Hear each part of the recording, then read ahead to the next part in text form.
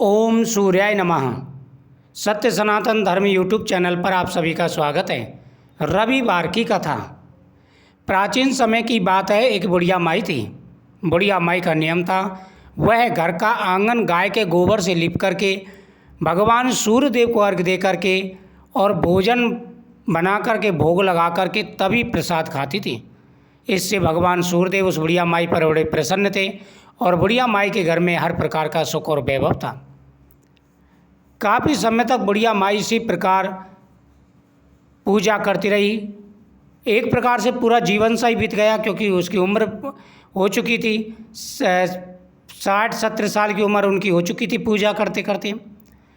एक दिन उसकी पड़ोसन मन में विचार करने लगी कि ये बुढ़िया माई मेरे गाय का गोबर ले जाती है, उससे अपने आंगन को लीपती है और सूर्यदेव की पूजा करती है। इससे बुढ़िया माई के पास तो भरपूर धन है, और अगर मैं गाय को घर के अंदर बांध लूँगी तो बुढ़िया माई को गोबर ही नहीं मिलेगा, और गोबर नहीं मिलेगा तो ये पूजा कहाँ से करेगी। अब यही विचार करके उस पड़ोसन ने ईर्ष्या के मारे गाय को घर के अंदर बांध दिया। बुढ़िया माई गाय का गोबर लेने गई, उसे गोबर नहीं मिला। अब गोबर नहीं मिला तो वो तो परेशान हो गई, दुखी हो गई। अब वो दुखी हो गई तो उसने पूजा नहीं की, क्योंकि उसने घर के आंगन को गोबर से लीपा नहीं था, ना ही सूर्यदेव को भोग लगाया, ना ही अर्घ दिया। वो रविवार उसका वैसे ही निकल गया। अब उसने निश्चय कर लिया कि वो अगले रविवार को ही भगवान सूर्यदेव को भोग लगाने के बाद में भोजन करेगी। अब रविवार के बाद 5 दिन बीत गए बुढ़िया माई को भूखे प्यासे, और उस पर खड़ा भी नहीं हुआ गया। वो खटपाटी लेकर के सो गई। अब भगवान सूर्यदेव बोले कि बुढ़िया माई मेरी भक्त है, और अगर इस प्रकार भूखी रहेगी तो इसके जीवन पर एक कष्ट आ जाएगा, इसके संकट आ जाएगा। तो उन्होंने बुढ़िया माई को दर्शन देकर कहा स्वप्न में कि बुढ़िया माई आप मुझे भोग अर्पण नहीं करती, क्या कारण है। उन्होंने कहा कि प्रभु मैं गाय के गोबर से अपने चौक को पूरती हूँ, अपने आंगन को लीपती हूँ, और उसके बाद आपको भोग लगाती हूँ। जब गाय का गोबर ही मुझे नहीं मिला, मैंने आपको भोग भी नहीं लगाया। भगवान सूर्यदेव ने कहा आप चिंता मत करो, आप मेरे परम भक्त हो, और सुबह होते ही आपको मनोकामना पूरी होगी। आपके आंगन में आपको गाय बंधी हुई मिलेगी।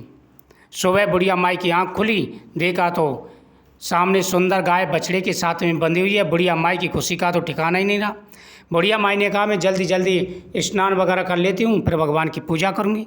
बुढ़िया माई स्नान करने गई, तभी पड़ोसन ने आकर देखा बुढ़िया माई ने पूजा की है कि नहीं की है। वह आकर के देखती है तो बुढ़िया माई के आंगन में तो गाय बंधी हुई है। वो तो ईर्ष्या के मारे और जल गई। ठीक उसी समय गाय ने सोने का गोबर किया। यह देख कर के तो पड़ोसन की आंखें फट गईं। उसने जल्दी से गाय का गोबर उठाया और अपनी गाय का गोबर ला कर के वहाँ डाल दिया। अब बुढ़िया माई को तो पता ही नहीं चला। ऐसे ही 2-3 हफ्ते बीत गए। वह रोज़ सोने का गोबर उठा ले जाती, अपनी गाय का गोबर ला कर के डाल देती। भगवान सूर्यदेव ने कहा कि इस प्रकार अगर चलता रहा तो बुढ़िया माई को तो पता ही नहीं चलेगा। उन्होंने तेज आंधी चला दी। इससे बुढ़िया माई ने गाय को घर के अंदर बांध लिया, और जैसे ही घर के अंदर बांधा, सुबह देखा तो गाय ने तो सोने का गोबर किया है। बुढ़िया माई प्रसन्न हो गई। उसी दिन से बुढ़िया माई के दिन फिरने लगे। पड़ोसन आई तो गाय के भीतर देख करके वह और ज़्यादा जलने लगी। अब बुढ़िया माई गाय माता से प्रार्थना करते, उसे असली गोबर भी मिलता और सोने का गोबर भी मिलता।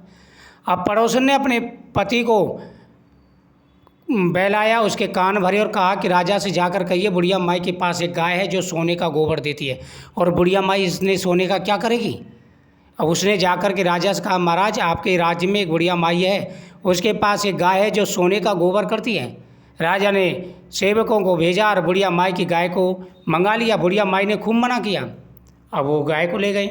इधर बुढ़िया माई ने भगवान सूर्यदेव से प्रार्थना करी कि प्रभु आप मेरे गाय की रक्षा करें।